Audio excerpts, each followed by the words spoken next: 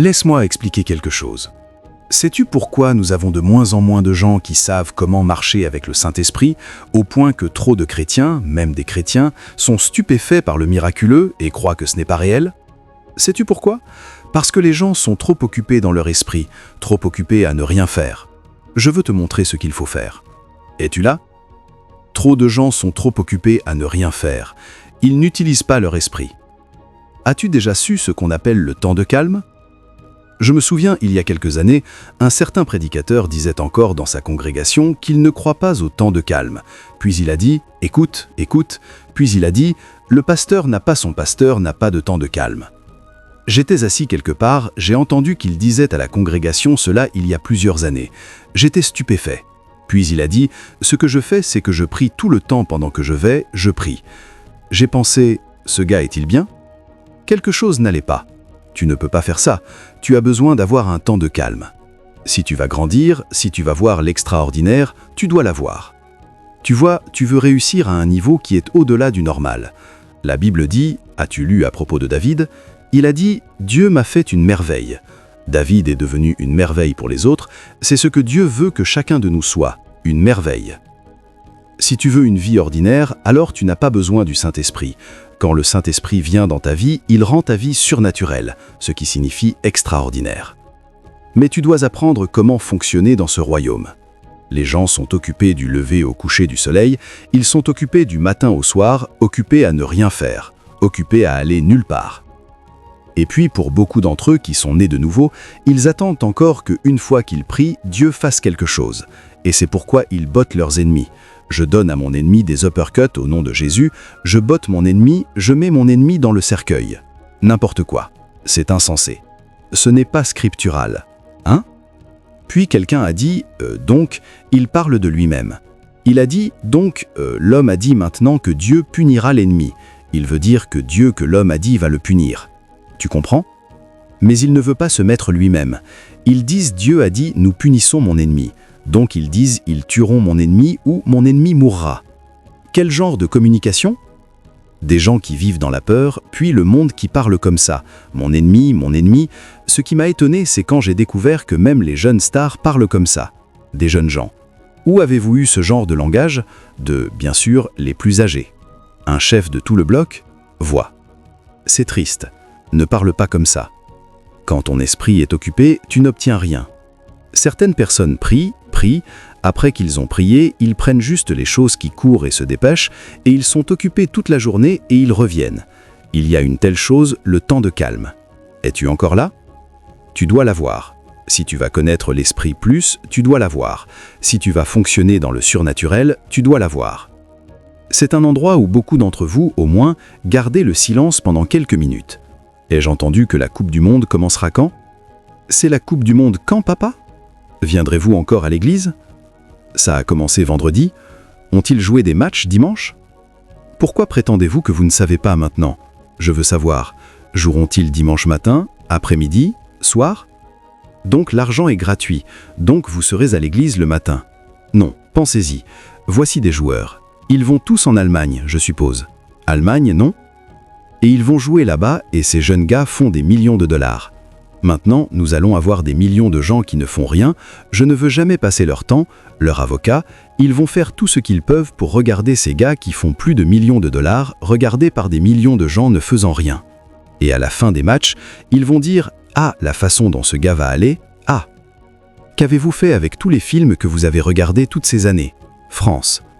Pour les infirmières, le manque de froncement a mis des hommes et des femmes dans une pauvreté abjecte, ne sachant pas comment allouer leur temps pour une chose ou une autre. Sais-tu ce que le psalmiste a dit? Ce n'était pas vraiment, c'est dans le 90e psaume, mais il a été écrit par Moïse même si c'était dans le livre des psaumes. Il a dit « Enseigne-nous à numéroter nos jours pour que nous appliquions notre cœur à la sagesse ». Maintenant, écoute, nous disons juste « Enseigne-nous à numéroter nos jours ». Beaucoup ne comprennent pas de quoi il parle. Il ne dit pas « Enseigne-nous à compter nos jours ». Il a dit « Enseigne-nous à numéroter nos jours ». Cela parle de planifier. Ok? Il parle de planifier ton jour, scheduler ton jour. Il a dit « Enseigne-nous à numéroter nos jours ». Donc tu sais par ton jour, regarde ton numéro et tu peux numéroter un jour en heures, en minutes, tu décides ce que tu vas faire avant que le jour soit fini. Quelles sont les choses que tu vas accomplir? Qu'est-ce que tu vas accomplir cette semaine? C'est le début d'une nouvelle semaine. As-tu connu à propos de tes jours? Tu sais ce que nous attendons? Nous attendons le succès, nous attendons que les choses changent dans nos vies. Mais nous avons regardé, nous n'avons pas agi à partir de cela. C'est la sagesse pratique. Cela signifie que tu prends de ce que tu as intérieur, les idées intérieures. Comprends-tu que la sagesse que tu as intérieure, Sophia intérieure de ton esprit, et que tu l'analyses avec sauce, nurse? Comprends-tu cela? Compréhension? N'entends-tu que quand tu commences à la mettre au travail, c'est phronésis, agir à partir de la sagesse que tu as intérieure. Mais beaucoup de gens ne le font pas. L'homme qui dit être sage mais n'agit pas à partir de la sagesse n'est pas intelligent. Mais nous disons qu'il est intelligent. Comment pourrait-il être intelligent quand il n'agit pas? Le seul parle, il dit qu'il le sait, mais il ne le sait pas, ce n'est pas en train de fonctionner. Tu peux être un bébé de 65 ans, c'est un fait. Écoute, la sagesse ne vient pas avec l'âge. Et la Bible dit, les âgés ne sont pas toujours sages, donc ça ne vient pas avec l'âge. Ce n'est pas combien de temps tu es là. Ce que je te partage est ce qui peut faire la différence entre maintenant et le futur que Dieu veut que tu aies. La plupart des gens n'entrent jamais dans les promesses de Dieu pour eux, dans les plans de Dieu pour eux. Tu dis, comment sais-tu? Laisse-moi te donner des exemples de la Bible. Tu te souviens de l'homme Saul, qui était roi d'Israël? Sais-tu que Dieu avait planifié pour sa dynastie d'être pour toujours? Comment se fait-il qu'il ait échoué? Et c'était David qui a pris le relais, que Dieu avait planifié qu'il allait laisser sa lignée continuer pour toujours, mais il l'a perdu. L'Internet, la façon dont Dieu voulait l'origine d'Israël, Dieu leur a dit qu'il les prenait à la terre promise. Y sont-ils arrivés? Non, c'étaient leurs petits-enfants, les petits qui y sont arrivés. Le reste d'entre eux a péri dans le désert. Pourquoi? Parce que la Bible dit qu'ils étaient incrédules, ils étaient têtus. Donc juste parce que Dieu a un plan pour toi ne signifie pas que tu vas accomplir ce plan. Tu auras à jouer ton rôle, tu dois faire ta part. Voire, si tu vas accomplir le but de Dieu pour ta vie, certaines personnes pensent que quoi qu'il arrive, ils disent quoi que ce soit sera. Si c'est de l'argent pour venir à moi, c'est un mensonge. Ne crois pas ça. La Bible ne dit pas ça du tout. Elle ne dit pas « si c'est à toi, cela viendra à toi », parce que je crois toujours que quoi que ce soit à moi, vient à moi. Si cela ne vient pas à moi, alors Dieu n'avait pas planifié que ce soit à moi. C'est la voie de la folie. Merci. Voire parce que c'est la sagesse humaine. La sagesse humaine raisonne « pourquoi dois-je lutter si cela vient à moi pour venir à moi? Pourquoi n'es-tu pas resté à la maison pour voir tous les livres que tu as lus à l'école? Ils seraient venus dans ton esprit. Pourquoi es-tu allé à l'école? Si c'est de l'argent pour venir à moi, le professeur et le directeur seraient venus à toi quand tu étais à l'école primaire et entrés dans ton esprit. N'est-ce pas vrai? Si c'est de l'argent pour venir à moi, reste à la maison. La voiture dans le garage te dira de venir et te prendre à l'intérieur du salon. Si c'est à moi, cela viendra à moi. Pourquoi es-tu allé dans la voiture? Assieds-toi à la table à manger et dis « si la nourriture dans la cuisine est à moi, elle viendra à moi ». Étranger. Donc, quand cela vient aux choses que nous ne savons pas, nous prétendons. Pourquoi ne pas juste accepter que tu ne le sais pas et laisser quelqu'un t'enseigner? C'est la voie. Alléluia. D'accord, maintenant j'ai dit que je te parlais à propos du temps de calme. Je sais que tu veux l'entendre, non? Ok, je vais te dire ce qu'il faut faire avec le temps de calme. Tu dois avoir un temps de calme. J'ai dit qu'il nous a dit « enseigne-nous à numéroter nos jours ». Donc nous devons parler d'une période où nous pouvons rester calmes devant le Seigneur. Maintenant, chaque grand homme ou femme dans la Bible avait une telle expérience avec Dieu. Si tu n'as pas cette expérience d'être seul et calme devant le Seigneur, tu n'accompliras pas beaucoup. M'as-tu entendu? Tu n'accompliras pas beaucoup. Maintenant, ce que je te dis n'est pas juste pour les ministres, c'est quelque chose que tu es supposé faire dans ta vie. Si tu veux la vie créative, tu dois avoir ça. Si tu veux une vie d'affaires exceptionnelle, si tu veux une vie académique exceptionnelle, n'importe quoi, si tu veux être exceptionnel, alors tu dois avoir un temps de calme. Maintenant, ce temps de calme, que fais-tu avec? Je veux te le dire. Maintenant, il y a de nombreuses années, j'allais dans une zone reculée. C'est ce que je ferais. Mais tu es dans une grande ville maintenant, et il n'y a pas de zone reculée. Sais-tu de quoi je parle? Donc il dit « que fais-je » Oui, ce n'est pas tant une chose physique que mentale. Ce n'est pas tant où ton corps physique est que ce que tu fais avec ton esprit. Que fais-tu? D'accord, puisque tu ne peux pas trouver un désert physique pour y aller, ou trouver une montagne physique, parce que tout cela avait un but, non? Pas parce que Dieu était dans le désert ou il était sur la montagne. L'idée était d'être loin des activités occupées autour de toi, et tu t'éloignes de toutes ces activités occupées. Jésus a dit « entre dans ton cabinet ». Donc tu fermes ta porte. Maintenant, il y a des gens qui vivent avec d'autres gens, donc ils peuvent fermer leur porte parce qu'il y a d'autres gens qui sont dans la même chambre avec eux. Je te donnerai une idée, je vais te dire ce qu'il faut faire. Ok ? Trouve un endroit pour être seul. Et quand tu es seul, relaxe-toi complètement. Éteins les lumières et puis fais comme ça. M'as-tu vu ? Éteins la lumière puis ferme tes yeux. Et souviens-toi, tu peux encore essayer de te mettre dedans. Donc continue jusqu'à ce que tu te mettes dedans. Maintenant, si tu es intelligent, mets un papier et un stylo provisoire parce que Dieu va te parler. Et quand tu mets ton matériel d'écriture provisoire, c'est la foi. Maintenant, voici comment Dieu traite avec nous. Il traite avec nous dans l'arène de la foi. Si tu ne gardes pas un matériel d'écriture provisoire, il ne sera pas prêt à te dire des choses très importantes. Pourquoi ? Parce qu'il te dira que tu les perdras. Étranger. Tu vois que sinon, tu dis maintenant, tu as quelque chose pour écrire. Donc, assure-toi de l'avoir près de toi, cela signifie que tu es prêt. Maintenant, c'est le début, m'entends-tu ? Maintenant, certaines personnes sont trop occupées pour cette simple chose.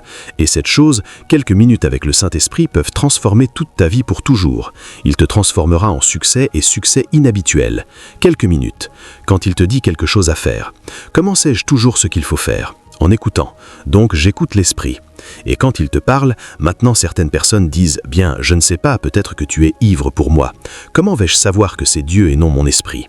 Oh, c'est très simple. C'est très, très simple.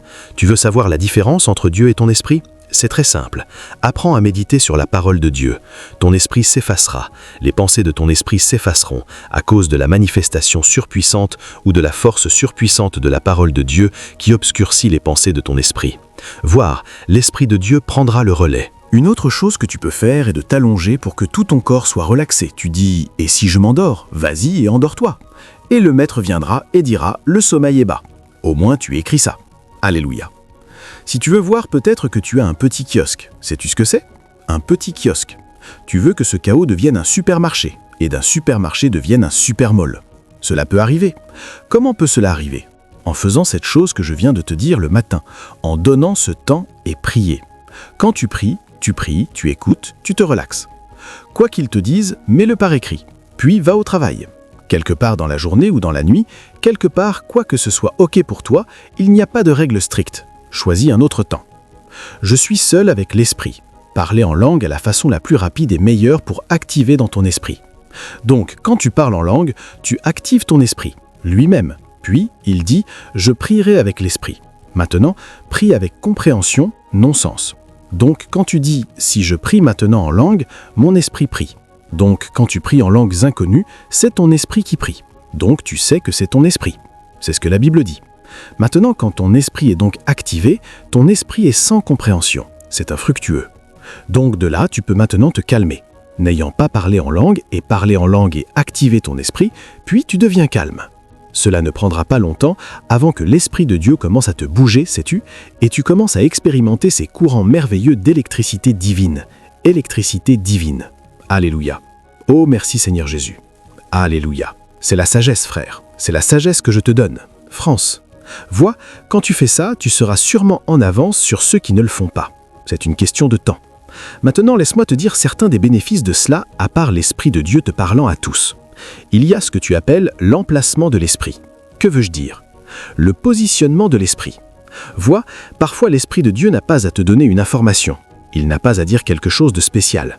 Mais voici ce qui arrivera. Ton esprit deviendra plus facilement accordé à l'Esprit de Dieu. En d'autres mots, tu seras synchronisé avec le Saint-Esprit. Comprends-tu ?